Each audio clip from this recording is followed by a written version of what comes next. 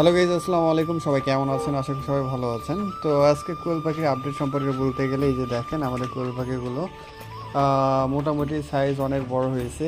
তো যে কারণে এই ভিডিওটা তৈরি করতেছি আজকে। তো আমার কোয়েল পাখি কিন্তু প্রথমত কেবল শুরু করছে ডিম দিতে, ইনশাআল্লাহ আল্লাহর অশেষ রহমতে। এই যে দেখেন, এখানে আমি যদি যাই দেখেন, এই যে প্রথম ফার্স্ট ডিমটা শুরু করছে। এই যে দেখেন, এক পিস ডিম দিয়ে দিয়েছে। হ্যাঁ, এটা প্রথম ডিম, এই জন্য সাইজ ছোটো। অবশ্যই আস্তে আস্তে কয়েকদিন গেলে, অর্থাৎ আপনার যে যখন মাসখানিক অথবা 15-20 দিন যাবে, তখন ডিম আস্তে আস্তে বড় সাইজ হবে। প্রথম পয়লা ডিম অবশ্যই ছোট হয়। তো এই যে এখানে যেটা মশলা এখানে আছে হচ্ছে 250 পিস, 250 পিস। আর এখানে আছে হচ্ছে কি 250 পিস।